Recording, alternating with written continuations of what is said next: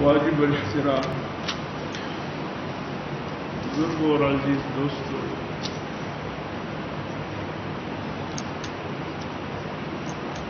الحمدللہ ماہ شوال کے بعد ماہ ذیقعدہ کے مہینے میں ہم داخل ہو چکے ہیں۔ ذیقعدہ کا مہینہ یہ بھی بڑا برکت اور خیر کا مہینہ، لیکن جہاں ہمارے بہت سے گھرانوں میں آج بھی یہ خیال اور تصور موجود ہے زمانے جاہلیت والا، جیسے سفر کے مہینے کو منحوس خیال کرتے ہیں لوگ، اس میں خوشی کی کوئی تقریب نہیں مناتے یا اس میں کوئی شادی بیاہ نہیں کرتے، یہ آفتوں کا مہینہ ہے، یہ نقصانات کا مہینہ ہے، پتہ نہیں کیا کیا دین کی نامنہاد ٹھیکیداروں نے دین کے نام پہ سفر کی مہینے میں کیا کیا فتنے بتا۔ نہ اللہ کے رسول کا کوئی فرمان ہے، نہ اللہ کی طرف سے اس حوالے سے کوئی فرمان آیا ہے۔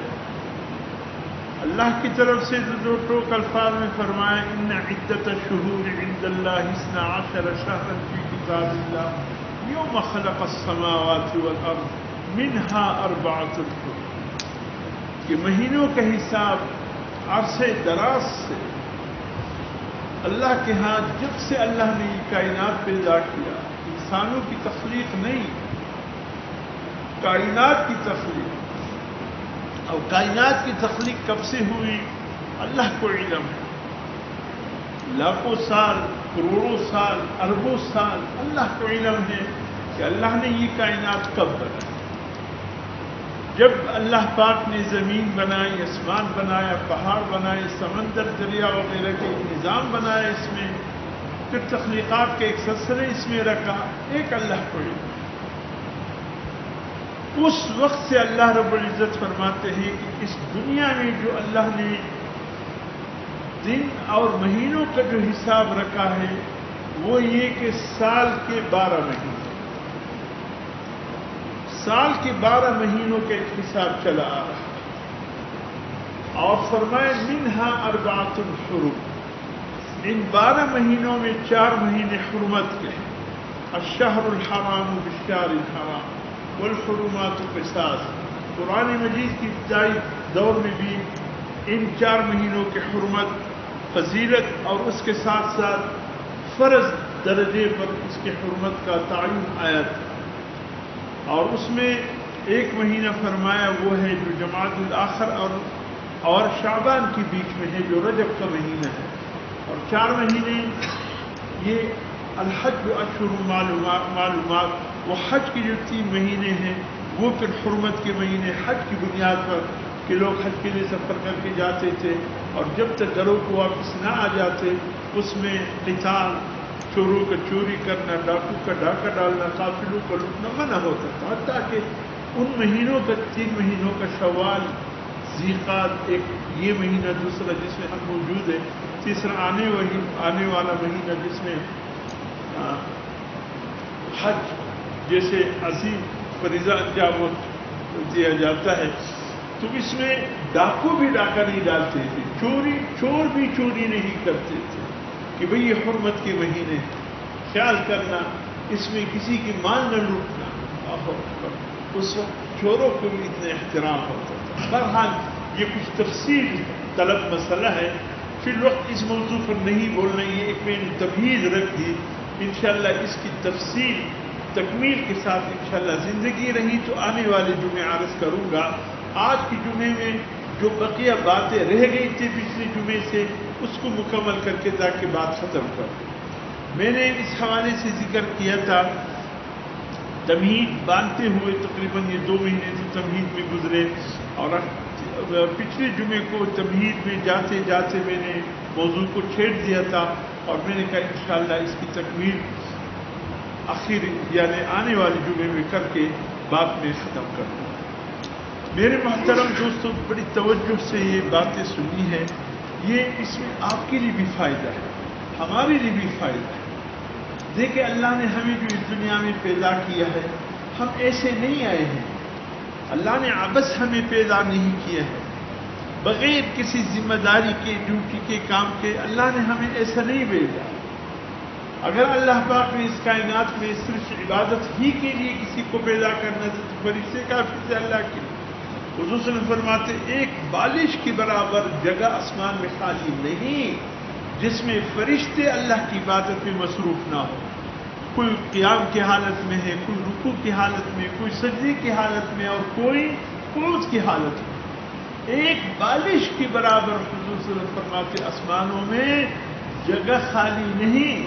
فرمائے جس طرح چارپائی، ایک دو بندے ہو، چار پانچ بندے آ جائے تو چارپائی برداشت کر لیتا ہے، جب 6-7 بندے بیٹھ جائے تو پھر چارپائی سے آوازیں آنا شروع ہو جاتی ہیں، اور 10 تک جائے تو کر کے آوازیں آ جاتی ہے کہ چارپائی احتجاج کرتا ہے کہ بھئی بہت زیادہ بندے بیٹھ گئے، ایسا نہ ہو میں ٹوٹ نہ جاؤں، لکڑی کمزور ہے، جس چارپائی کی لکڑی کمزور تھے، بندے زیادہ بیٹھ جائے تو کڑکڑ کی آوازیں آنی شروع ہو جاتے ہیں۔ خیر یہ تو انسان کا بنا ہوا ہے، آسمان تو اللہ کا بنا ہوا ہے۔ صرف سمجھانے کے لیے وہ بتاتے ہیں کہ اس طرح آسمانوں میں بھی کبھی کڑکڑ کی آواز آنی شروع ہو جاتی ہے۔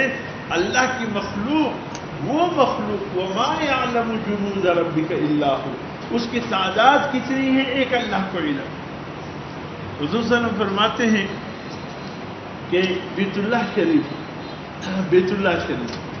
اس بیت اللہ شریف کے عین چھت کے اوپر فرشتوں کا بیت المعمور ہے، وہ فرشتوں کا بیت اللہ ہے۔ حضور صلی اللہ علیہ وسلم فرماتے ہیں کہ اگر بالفرض محال اس بیت المعمور کے چھت سے کوئی پتھر گرا دے نیچے زمین کی طرف، وہ سیدھے بیت اللہ شریف کی چھت پر آ کر گرے گا، اتنی سیدھ میں ہے بیت اللہ وہ بیت المعمور۔ اور فرمایا حضور صلی اللہ علیہ وسلم نے کہ اس بیت المعمور میں روزانہ طواف یہ اپنا احرام باندھ کر 70,000 فرشتے، روزانہ 70,000 فرشتے بیت المعمور میں طواف کے لیے داخل ہوتے ہیں۔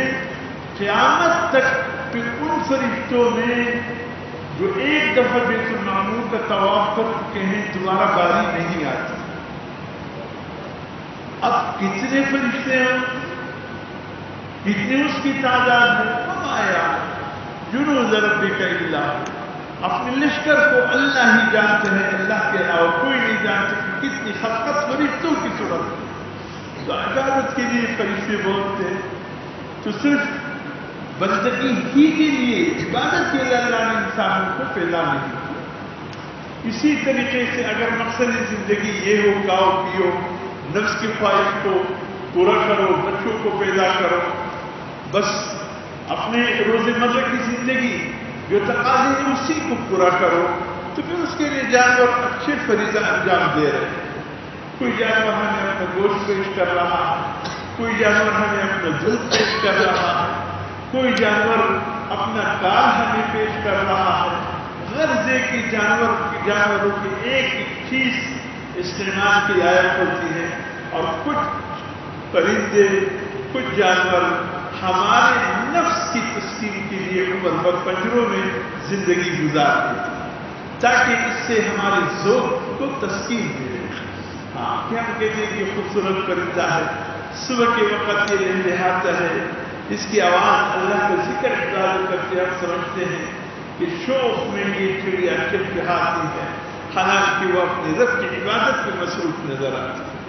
کوئی سبحان اللہ کہہ رہا ہے، کوئی الحمدللہ کہہ رہا ہے، کوئی اللہ اکبر اپنی بولیوں میں کہہ رہا ہے، اور اتنی خوبصورت بولی ہے کہ ہم نے ان کی خوبصورت بولیوں کی وجہ سے ہم اس کو قیدی بنا لیتے ہیں تاکہ ہمارے ذوق کو تسکین ہو۔ چلو وہ ڈیوٹی بھی وہ انجام دے، تو ان میں سے وہ سب ڈیوٹیوں کو انجام دے رہے ہیں۔ اگر انسان سمجھتے کہ ہماری ڈیوٹی یہی ہے، نہیں میرے محترم دوستو، یہ تو اللہ کے دیگر مخلوقات بھی پورا کرتے ہیں۔ ہمارے کام کیا؟ اللہ نے ہمیں کس لیے پیدا کیا؟ جیسے سورت زاریات کی تیسری رکوع 27ویں پارے کے دوسرے رکوع کے تقریباً 20 آخری رکوع میں اللہ رب العزت فرماتے ہیں وَمَا خَلَقْتُ الْجِنَّ وَالْإِنسَ إِلَّا لِيَعْبُدُونِ، میں نے انسانوں اور جنات کی تخلیق نہیں کی الا مگر اس لیے کی تاکہ وہ اپنے رب کی بندگی کر سکیں۔ ہمیں اللہ نے اپنی بندگی کے لیے پیدا کیا۔ اب اللہ کی بندگی کیا ہے؟ یہ بھی غلط ہے جو آپ کے ذہنوں میں آ رہا ہے، یہ بھی غلط ہے۔ اس ٹائم آپ کے ذہن میں یہ ہے کہ مولوی صاحب کا کہنا یہ ہے کہ بس کاروبار چھوڑ دو، ملازمت چھوڑ دو، زندگی کی جس شعبے سے منسلک ہے وہ چھوڑ دو اور آ کر 24 گھنٹے اللہ کے گھر میں اللہ کی حضور سجدے میں پڑے رہو۔ آپ کے ذہن میں یہ آ رہا ہے، اور قطعاً میرا یہ مراد نہیں۔ اللہ رب العزت فرماتے ہیں میری بندگی کا تو ایک وقت ہے، نماز کا ایک وقت ہے، 24 گھنٹے کی دن رات میں 1.25 گھنٹہ اللہ کی بندگی کا یعنی عبادت کرنی ہے، باقی پونے 23 گھنٹے تو آپ کے ساتھ ہو۔ پورے سال میں 1 مہینہ رمضان مبارک کے روزے رکھنے کا، باقی 11 مہینے تو آپ کے ساتھ ہو۔ اللہ نے جس کو صاحب استعداد بنایا، یہ عبادت صرف غریبوں پہ نہیں ہے، یہ صرف صاحب نصاب مالداروں پہ ہے کہ سال میں جتنا آپ کو اللہ نے اپنے رزق حلال میں سے عطا فرمایا ہے اس میں سے 40واں یعنی 40 روپے میں 1 روپیہ اللہ کے نام بطور زکات دے، وہ بھی وہ جو صاحب نصاب ہے جو دے سکتا ہے، جو نہیں دے سکتا۔ حضرت علی رضی اللہ تعالیٰ پوری زندگی انہوں نے 1 روپیہ زکات دی نہیں، اتنا کبھی جمع ہی نہیں ہوا۔ حضرت علی رضی اللہ تعالیٰ عنہ کے پاس اتنا کبھی آیا ہی نہیں کہ اس نے زکات ادا کیا ہو، اس نے پوری زندگی زکات ادا نہیں کی کہ اتنا پیسہ نہیں تھا۔ دوسری طرف حضرت عبدالرحمن بن عوف کی زندگی ہمیں نظر آ رہی ہے، حضرت عثمان بن عفان کی زندگی ہمیں نظر آ رہی ہے کہ زکات کے علاوہ ان کی گھر سے جس کو بھی جس کے ہاں شادی کی، بیٹی کی شادی ہے، بیٹی کی شادی ہے، ضرورت ہے، ان کی دوڑ لگ جاتی تھی۔ حضرت عثمان غنی کی گھر کی طرف، حضرت عبدالرحمن بن عوف کی گھر، وہ پھر جس طریقے سے ان کے ہاتھ بٹاتے اور ان کے ساتھ تعاون فرماتے، اس کے لیے کسی اخبار کی ضرورت ہوتی اور نہ کسی فیس بک میں تصویر چھپانے کی ضرورت ہوتی، وہ اللہ کے اور بندوں کے بیچ میں مار گیا۔ اب ایک اسپتال میں دیکھے ایک بیچاری خاتون تھی، اس کو 10 آدمی 1000 روپے دینے کے لیے آیا اور 10 کے 10 آدمیوں نے 1000 روپے کے نوٹ کو اتنا پکڑا ہوا تھا کہ وہ 10,000 ہاتھوں میں چھپ گیا تھا۔ یہاں یہ بھی آپ کو جواب دیں گے، یہ اللہ کے نام پہ اس طریقے سے کوئی دیتے ہیں تو دوسرا فرماتے ہیں کہ جب اللہ پاک نے یہ وَمَا مِن دَابَّةٍ فِي الْأَرْضِ إِلَّا عَلَى اللَّهِ رِزْقُهَا، یہ 12 پارہ شروع ہو رہا ہے، یہ پہلی آیت چھوڑ کر دوسری آیت وَهُوَ الَّذِي خَلَقَ السَّمَاوَاتِ وَالْأَرْضَ وَكَانَ عَرْشُهُ عَلَى الْمَاءِ، پھر اللہ پاک نے زمین آسمان کو بنایا۔ اللہ نے پہلی ذہن میں سوال آنے سے پہلے ہی اس بات کی بھی وضاحت کر دی کہ جس وقت آسمان نہیں تھے، زمین نہیں تھا، کچھ نہیں تھا، تو پھر کیا تھا؟ تو اللہ نے وضاحت کر دی کہ زمین پر پانی ہی پانی تھا، پانی ہی پانی تھا، اور وَكَانَ عَرْشُهُ عَلَى الْمَاءِ، اللہ کا عرش پانی کے اوپر چل رہا۔ فرشتے بھی جتنے اللہ نے پیدا کیا عرش الہی پر پانی کے اوپر موزن۔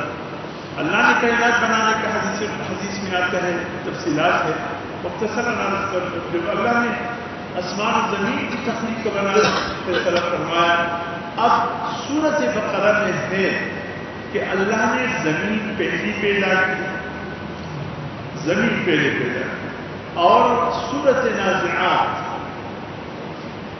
30واں پارہ، سورہ 30ویں پارے کے دوسرے رکوع أَأَنْتُمْ أَشَدُّ خَلْقًا أَمِ السَّمَاءُ بَنَاهَا رَفَعَ سَمْكَهَا فَسَوَّاهَا وَأَغْطَشَ لَيْلَهَا وَأَخْرَجَ ضُحَاهَا وَالْأَرْضَ بَعْدَ ذَلِكَ دَحَاهَا، کہ اللہ نے آسمانوں کو پیدا کیا، اس کو برابر کیا، سب کو صحیح کیا، اس کے بعد پھر اللہ پاک نے زمین کو بچھایا، لے رہا.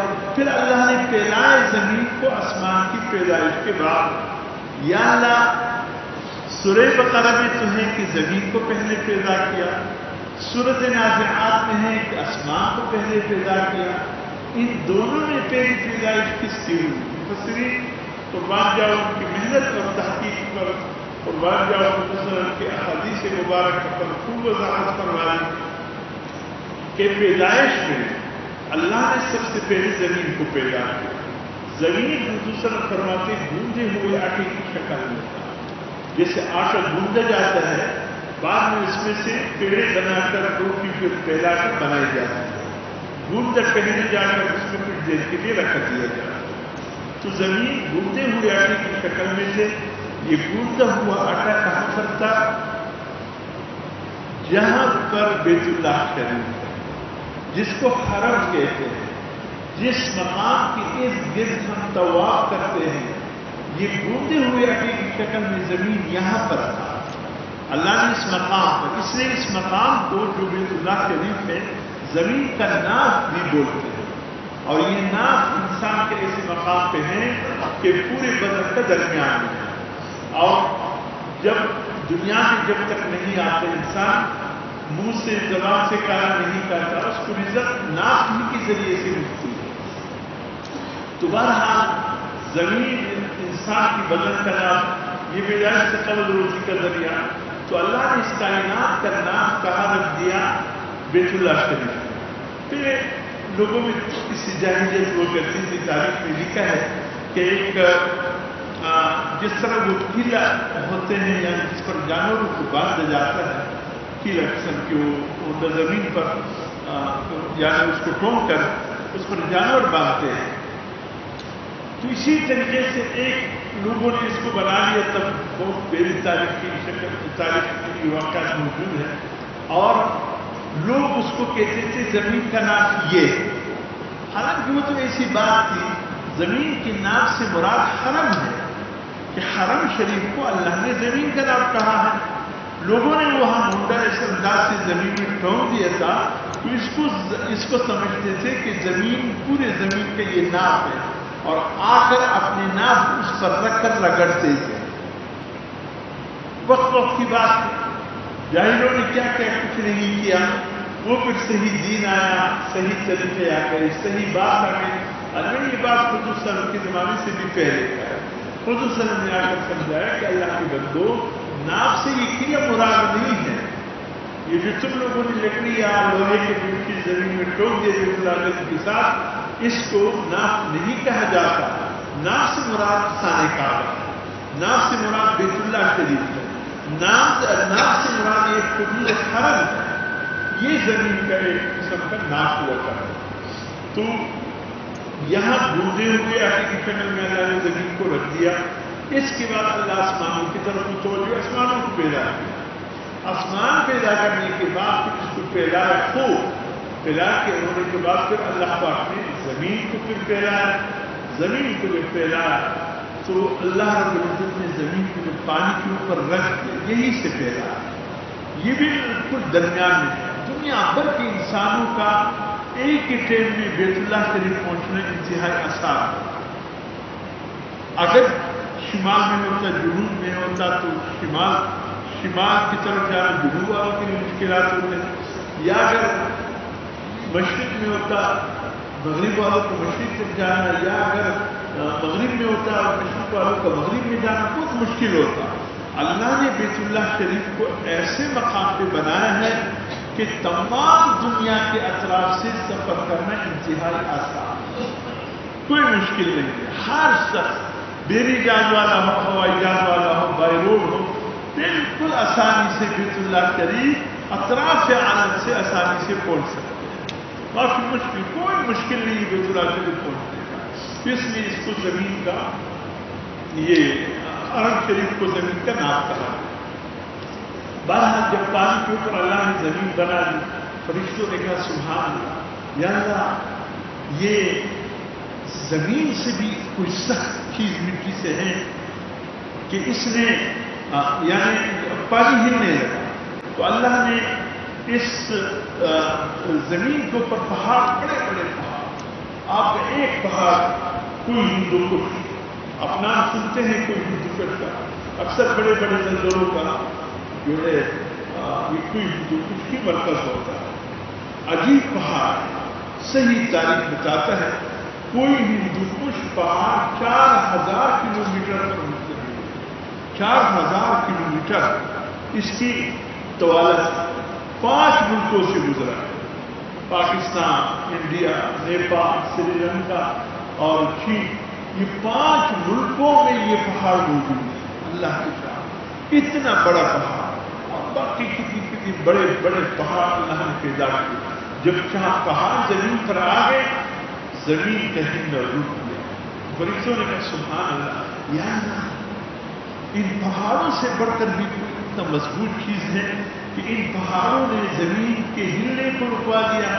اللہ رب نے فرمایا ہاں لوہا ہے، لوہے سے اوزار بناؤ، پہاڑ پر لگاؤ، پہاڑ کو ٹکڑے ٹکڑے کر دے۔ فرشتوں نے کہا یا اللہ کیا لوہے سے بھی کوئی مضبوط چیز ہے؟ اللہ رب نے فرمایا ہاں آگ ہے، آگ میں لوہے کو ڈالو پگھل کے رکھ دے۔ فرشتوں نے کہا یا اللہ آگ سے بھی کوئی طاقتور چیز ہے؟ اللہ فرمایا انسان جب وہ اس انداز میں اللہ کے لیے کوئی چیز دے کہ دائیں ہاتھ جو دے رہا ہے بائیں ہاتھ کو خبر نہ ہو، یہ آسمان، زمین، پانی، آگ، لوہا سب سے بڑھ کر یہ سخت چیز ہے۔ ایسا ایمان کا لانا کتنا مشکل ہو جائے۔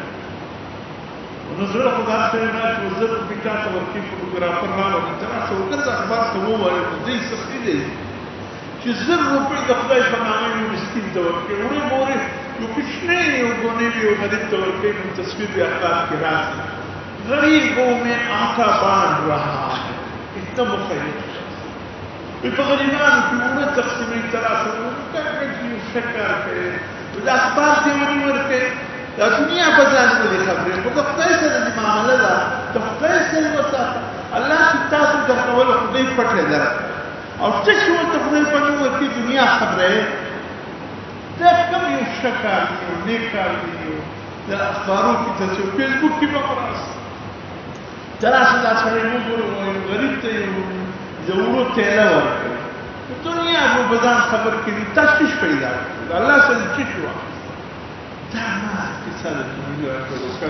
اللہ قدوم کی ورکو دا معمولی خبر نہ دا وہ دمزکی سا دوس بنی سا دوور سا او دلوو سا دیر سخت معاملہ دا دا شئی لاستی دا اللہ بنانا و چاہتا شئی ورکی او دا شئی لاستی پا خبر نسی دا شئی لاستی شئی ورکی دا سنگ ایمان بخاری سنگ مضبوط ایمان باری ایک ایسے ایمان کہ دائیں ہاتھ دے اور بائیں کو خبر۔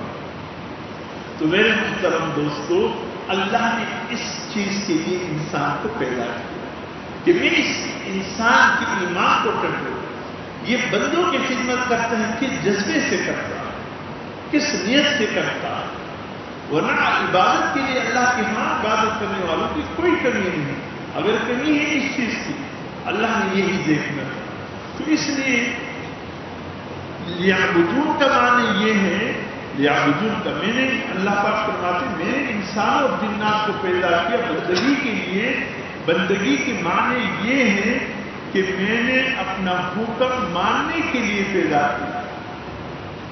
آپ دکان میں بیٹھے اللہ کا حکم ختم، اللہ یہاں آپ کو آزما رہا کہ آپ جھوٹ تو نہیں بول رہے، آپ جھوٹ کی قسم تاکہ کوئی چیز فروخت تو نہیں کر رہے ہیں، آپ ایک ملک کی چیز دوسرے ملک کے نام لے کر کے فروخت نہیں کر رہے، چائنا سے بچے رہا اور جاپان سے رہا ہو رہے اور قسم بفی موقرے وہ تم اللہ سے جواب ہو رہے، چائنا سے چیز لے آتے ہو جاپان کے نام پہ قسم دے کر فروخت کرتے ہو، اللہ یہ تمہارا ایمان دیکھ رہا ہے۔ اللہ رب العزت فرماتے میں نے تمہیں اپنا حکم ماننے کے لیے پیدا کیا، تو بھئی یہ چیز ہے آپ کے سامنے ہے، اس کے ملک ہے، اگر جانتے ہو بتا دو، اگر اتنا بڑا ایمان ہے آپ کے پاس، اگر کمزور ہے شاید اگر میں نے سچ بتایا یہ چیز چھوڑ کے نہ جائے، چل اتنا چکا ہو کہ مجھے یہ چیز میں سے فروخت کرا، اتنا چکا ہو قسم کا نہیں، حضور صلی اللہ علیہ وسلم فرماتے ہیں دکاندار دکان پہ بیٹھ کر ایک چیز قسم کے ساتھ فروخت کرے، اگرچہ وہ قسم کھانے میں حق بجانب ہو اور اس کی قسم کھانے سے وہ چیز فروخت ہو جائے، اللہ پاک پھر بھی اس چیز میں جتنا اس نے نفع کمایا اللہ اس میں سے وہ برکت اٹھا دیتا ہے۔ یعنی اگر سچے قسم کی کھائی، جھوٹی قسم نہیں کھائی، کیوں کھایا؟ یہ ہے اللہ اس حکم کو دیکھنا چاہتے ہیں۔ عدالت میں گئے، زمین ایک چیز کے نام پہ آپ جھوٹی قسم کیوں دے رہے ہو؟ گواہ سے کہتا ہوں وَلَا تَكْتُمُوا الشَّهَادَةَ وَمَن يَكْتُمْهَا فَإِنَّهُ آثِمٌ قَلْبُهُ۔ گواہ سے اللہ کہتے ہیں کہ جو گواہی ہے صاف گواہی عدالت میں دو، ڈر کے مارے مت دو۔ اگر تم نے جھوٹی گواہی دی تیرے ایمان پر سیاہ دبدبہ لگ جائے، فَإِنَّهُ آثِمٌ قَلْبُهُ۔ آج ہمیں 2% کی جھوٹے گواہ مل جاتے، قسم بھی کھا لیتے، اسی لیے تو سب کچھ گڑبڑ کر رہا، حقدار حق نہیں مل رہا، یہ جھوٹی قسم کی وجہ سے۔ اللہ نے اس لیے ہمیں پیدا کیا کہ اللہ ہمیں یہاں آزمائے، میرے یہ بندہ میرا حکم ہے کہ جھوٹی قسم مت کھاؤ، جھوٹی قسم تو کہیں نہیں کر رہا، اللہ یہ دیکھ رہے ہیں۔ عبادت میں تو ہم بڑے مخلص ہیں، کوئی شک نہیں، سجدے بھی اخلاص ہے، سب کچھ ہے، لیکن اصل یہ ہے کہ اللہ کے حکم جانے اس حکم کو کیسے پورا کریں؟ سود پہ سود کا اجار ہے، منافع کے نام دے کر کے کیا اللہ کوئی نہیں کیا کرے؟ جی یہ تو منافع ہے، کس چیز کی منافع؟ جو اللہ نے کہہ دیے ہیں کہ سود حرام ہے، اور جو شخص سود کھاتا ہے وہ اللہ کے ساتھ اعلان جنگ کر رہا ہے۔ ہم پھر بھی کہے جا رہے ہیں، پھر کہتے ہیں کہ اللہ دعائیں قبول نہیں کرتے، وظیفہ کرنا، ہم سب کوئی وظیفہ بتائیے، کاروبار نہیں چل رہا، ہم سب کوئی تعویذ دیجیے کہ کاروبار آگے بڑھے، اسلام نہیں ہو رہا، کاروبار معاملات کیسے ہیں؟ سودی تو نہیں ہے، بس وہ آپ کو پتہ ہے سب سود کا چل نہیں رہا۔ میں نے کہا حضور صلی اللہ علیہ وسلم چل جاتا تھا، صحابہ کرام کی دور میں چل جاتا، اسلامی حکومتوں میں بغیر سود کے اللہ نے جو برکتیں دی وہ تو چل جاتا، تمہارا نہیں چلتا ہے۔ تم اسلامت کو چھوڑ دو، پھر دیکھو اللہ کیا کرتا ہے۔ اللہ نے قرآن حکیم میں بنی اسرائیل کو مخاطب کر کے فرمایا، اور یہ کتاب ہم سے بھی ہے، وَلَوْ أَنَّهُمْ أَقَامُوا التَّوْرَاةَ وَالْإِنْجِيلَ وَمَا أُنزِلَ إِلَيْهِم مِّن رَّبِّهِمْ لَأَكَلُوا مِن فَوْقِهِمْ وَمِن تَحْتِ أَرْجُلِهِمْ۔ اللہ رب العزت فرماتے ہیں اگر یہ لوگ جن پہ تورات نازل ہوا، وہ لوگ جن پہ انجیل نازل ہوا، وہ جن پہ اللہ کی کتابوں میں سے کوئی کتاب روحانی کتب نازل ہوئے، اگر یہ لوگ اس پر عمل کرتے، آسمان سے بھی رزق برستا، پاؤں کے نیچے سے بھی رزق اگا۔ ہم نے اللہ کے احکامات کو مجھ سے کچھ ڈال دیا ہے، اور پھر کہتے ہیں کام میں برکت نہیں ہے۔ برکت کہاں سے ہے؟ ہم برکت والی لائنوں کو چھوڑ دیا۔ حضرت امام ابو حنیفہ رحمۃ اللہ علیہ بات لے جاتا ہوں، حضرت امام ابو حنیفہ رحمۃ اللہ علیہ نے اپنے بیٹے سے ایک دن فرمایا، بیٹے حماد، استاد کے نام پہ اس کا نام رکھا تھا، حماد میں نے 5 لاکھ حدیث کو یاد کیے ہیں، اور 5 لاکھ حدیث میں سے تیرے لیے 5 حدیثوں کا انتخاب کیا ہے، اگر تم ان 5 حدیثوں پر عمل کرو 5 لاکھ پر عمل ہو جائے گا، پورے دین پر عمل ہو جائے گا، 5 لاکھ نہ صحیح تم صرف 5 حدیثوں پر چلو۔ اور امام ابو حنیفہ رحمۃ اللہ علیہ ہم سب کے کیا ہے؟ روحانی والد ہے۔ تکلیف اور سختی اور مشکل مسائل میں انہوں نے رہنمائی کی ہے، ہماری تحقیق کر کے مسئلے کو واضح کر کے ہمارے سامنے رکھ دیا۔ بات اللہ کی ہے، بات رسول اللہ صلی اللہ علیہ وسلم کی ہے، تحقیق امام ابو حنیفہ رحمۃ اللہ علیہ کی ہے، بس بات اتنی ہے کہ بدبخت کہتے تم لوگ اللہ اور اس کے رسول کو چھوڑ کر امام ابو حنیفہ کو مانتے ہو۔ ارے بدبخت کہی کہ سوال تو صحیح کرو، ہم مانتے اللہ اور اس کے رسول کے ہیں، مسئلے میں الجھ جاتے ہیں، کسی مولوی صاحب پر یقین ہوتے اس سے مسئلہ پوچھ لیتے ہیں، مولوی صاحب بتائے کہ نماز اس طرح پڑھا کرو، ہم پھر اس طرح پڑھتے ہیں، تو یہ مولوی صاحب کا ہے یا اللہ اس کے رسول کا ہے؟ مولوی صاحب نے ایک رہنمائی کی امام ابو حنیفہ رحمۃ اللہ علیہ، دین اللہ اس کے رسول کا ہے، رہنمائی امام ابو حنیفہ رحمۃ اللہ علیہ کی ہے. یا مشکل آپ پڑھتے ہیں، یہ اصول فقہ آپ پڑھ لیجیے. ایک فقہ ہے، ایک اصول فقہ ہے. یا ہمارے ہاں یہ اصول شاشی اور اس کے بعد یہ دیگر کتب جو اصول کے پڑھائے جاتے ہیں طلباء کو، یہی پڑھائے جاتے ہیں کہ کہاں کہاں مشکل ہے، جو علماء خصوصاً ابو حنیفہ رحمۃ اللہ علیہ تحقیق کر کے ہمیں بتا. یہی اصول فقہ ہے. فقہ مسائل ہے، اصول فقہ مسائل میں جو مشکل مقام ہے اس کو آسانی سے حل کرنے کو اصول کہتے ہیں. تو اس لیے میرے کم دوستوں بیٹھے 5 حدیثیں ہیں، اگر اس پر عمل کر لیا دین پر عمل کرنا آسان ہو جائے گا. اور یہ 5 حدیثیں اپنے ذہن میں بٹاؤ. پہلی حدیث فرمایا انما الاعمال بالنیات، اعمال کا دار و مدار نیت پر ہے. ابھی جو میری پوری تبدیل بات اللہ کے نام پر دینا ہے، نیت صاف رکھو. ورنہ قیامت کے دن رسول فرماتے بڑے بڑے لوگ آئیں گے، بڑے بڑے کام کرنے والے آئیں گے. اللہ فرمائیں گے کہ عمل کیا ہے کہ اللہ تو نے مان دیا تھا، میں نے آپ تیرے نام پہ دیا. فرمایا یہ اوقات اٹھنے کا جواب. دوسرے سے پوچھیں گے کیا عمل کر کے اللہ جوانی دی تھی، میں نے جوانی تیرے راہ میں قربان کر دی. اللہ فرمائیں گے یہ اوقات اٹھنے کا شجاع، کیا عمل کر کے آئے ہو؟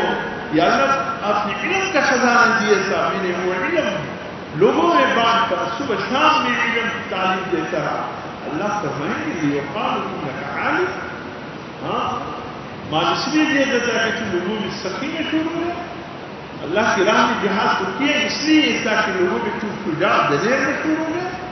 علم تو کیا تھا کہ لوگوں میں علامہ وقت زمان. میں کہتا ہوں آپ فرند ہو افغانستان کے علماء کا بڑا شیخ ہوگا، زیادہ سے زیادہ اس کا نام کے ساتھ ملا فلان، شیخ الحدیث والقرآن، شیخ الاصول والتفسیر ہوگا، لیکن اس کا نام ملا فلان ہے. آپ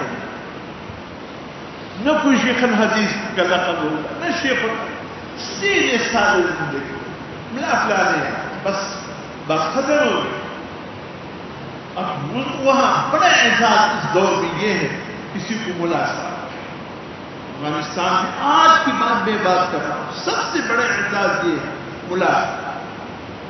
اور اسے شیخ الحدیث، علامۃ الدہر، حجت المسلمین، حجت الاسلام، اپلانا کیا باقی کے اٹھنے لوگ اس طرح لگے دونوں ایک ہے.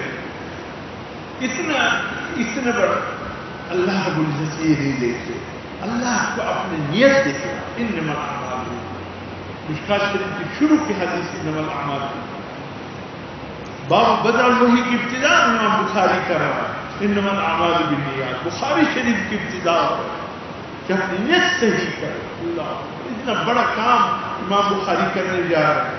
اور صرف اللہ فرمایا اگر نیت صحیح ہوگا، اعمال کا دار و مدار قبولیت، اعمال کی قبولیت کا دار و مدار نیت پر.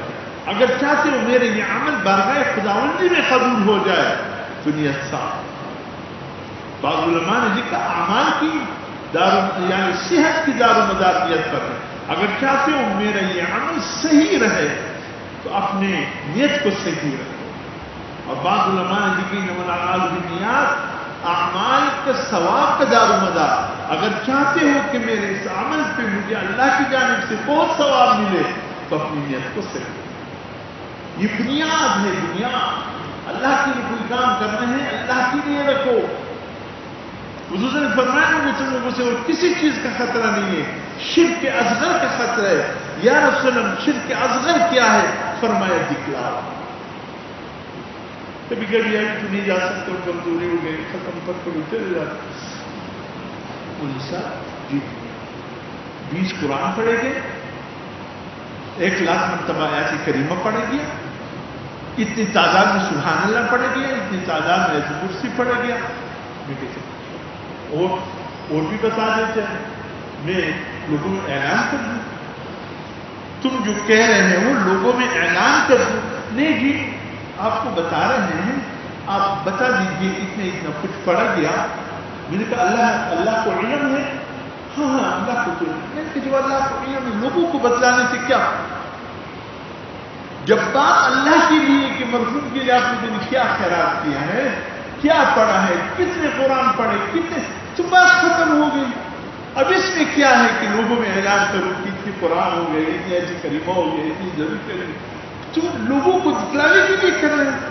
خدا کے بندے چھوڑ دو, بس کہو یا اللہ جو کچھ پڑھا گیا ان تمام کا ثواب مرحوم کے لیے اور خصوصاً ان کی پوری امت مرحومہ کے لیے یا اللہ ہم نے بخش دیا. بات ختم ہو گئی. تعداد کیوں بتلاتے ہیں؟ تعداد جو بتلاتے ہیں اس کا مطلب یہ لوگوں کو بتا رہے ہیں, ورنہ اگر یقین ہے کہ اللہ کو علم ہے تو بس بات ختم ہو گئی. اس لیے انما الاعمال بیٹے اپنی نیت کو صاف, پھر اس عمل کی قیمت دیکھ تو اللہ کے حق کیا اس کے پاس. اور دوسری چیز فرمایا, حضور صلی اللہ علیہ وسلم نے فرمایا لا یؤمن احدکم حتی, یہ دوسری حدیث فرمایا تم میں سے اس وقت تک کوئی کامل مومن نہیں ہو سکتا جب تک اپنے بھائی کے لیے وہ چیز پسند نہ کرے جو اپنے لیے پسند کرے. یعنی کمال یہ ہے کہ بات کہ جو تم اپنے لیے پسند کرتے ہو وہی اپنے بھائی کے لیے پسند ہے. خدا کے پسند دین بن جائے گا, ایمان بن جائے گا. ہم ایسا کرتے ہیں میرا حل یا مشورے رہتا ہے کسی دنوں پہ اسی میں سوا مام پدا سے کڑی کی واٹ ہوئی کہ دیر آپ کو کسی دن تو مشفی تھی تدا مشورہ ورتے ہیں تدا مانے کہ بل دن تھا تو دکھا سی مشورہ دے کی کتاب پر کڑی کی ورتے ہیں تو بل سے مشورہ ورکی دی مشورہ ورکی چاہا تو کڑی کی ورتے ہیں تدا مانے کہ بل دن تھا تدا مشورہ ورکی تدا مانے کہ بل تھا سر درواغ ہوائی نو چې ته دا نه غواړې نو ته هم مه غواړه چې د بل سره درواغ ووایه. ته غواړې چې دا بل دې د درواغو قسم وخوري, چې نه غواړې نو ته یې مه خورو بل ته. ته غواړې چې دا سړی ستا حق وخوري, چې ته نه غواړې نو ته هم د بل حق مه خوره. ایمان به دې مکمل شي. اگر تم نہیں چاہتے ہو کہ لوگ تمہارے ساتھ برائی سے پیش آئے تم بھی مت چاہو کہ تم کسی کے ساتھ برائی. آپ چاہتے ہیں لوگ آپ کی غیبت کریں, چاہتے ہیں تو آپ بھی کسی کی غیبت مت چاہو, مت کرو. اگر آپ چاہتے ہیں کہ لوگ تمہاری غیبت کریں پھر تم آپ بھی لوگوں کی غیبت کرو. اور قسم کر سکتے ہیں اگر آپ مجلس میں آپ کسی کی غیبت کرو گے خدا کی قسم تم بھی غیبت سے تمہارے خلاف بھی لوگ غیبت کر رہے ہیں, تم بھی نہیں بچ سکتے. اگر تم یہ چاہتے ہو کہ کوئی تمہارے خلاف غیبت نہ کرے تو تم بھی کسی کے خلاف غیبت نہ کرو. لا یؤمن احدکم حتی یکون احب الناس الیہ, اس وقت تک تم لوگ کمال ایمان تک نہیں پہنچ سکتے جب تک تم اپنے لیے جو چیز پسند کرتے ہو اپنے بھائی کے لیے جب تک پسند کرتے. فرمائیے دوسرے حدیث, تیسرے حدیث فرمایا من حسن الاسلام المنصف مالا یعنی کہ اسلام کا حسن یہ ہے جتنی لایقی چیزیں ہیں اس کو چھوڑو. فضول چیزیں ہم مجلس کی کھینا پخلے کوئی بڑا والا جانا پتا سے خبر لاتے ہو کہ اس مقصد نے دیکھے ہمارے مجلس ہماری گفتگو جنازے کی مجلس میں بھی چل رہی ہے, مرحوم کی تعزیت کے لیے بیٹھے ہوں گے وہاں بھی گفتگو لاریانی باتیں چل رہی ہیں کسی کام کے لیے. بھائی موت کی بات کرو, مرحوم کی کوئی اچھی سی بات بیان کرو, پتہ نہیں کیا کیا بیان کرو. حضور صلی اللہ علیہ وسلم فرماتے ہیں اسلام کا حسن یہ ہے کہ آپ اپنی مجلسوں سے لایانی باتیں کرو. یہ تیسری اور چوتھی حدیث فرمایا الحلال بین والحرام بین وبینہما مشتبہات. فرمایا حلال بھی واضح, یہ چیز حلال ہے, یہ حلال معلوم ہے, یہ حرام ہے, یہ حرام معلوم ہے. ان دونوں کے بیچ میں کچھ مشتبہ چیزیں کہ حلال ہے یعنی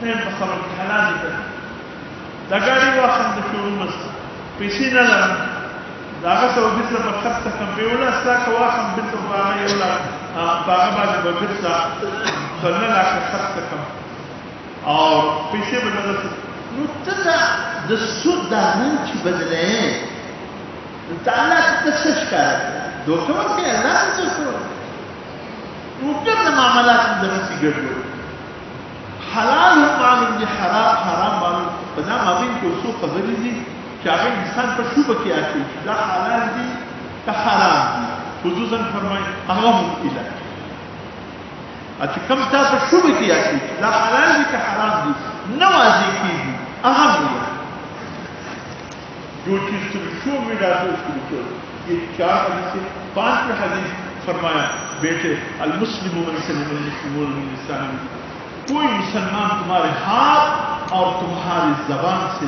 دکھ اور تکلیف کسی کو گالی مت دو کسی کو برا بلا مت کہو کسی کو ناجائز تکلیف مت پہنچاؤ نہ ہاتھ سے نہ زبان یہ جو ہے یہ بہترین مسلمان ہے بتاؤ اگر ان 5 حدیثوں پر عمل ہو جائے ذاکر قسم پورے اسلام کا اللہ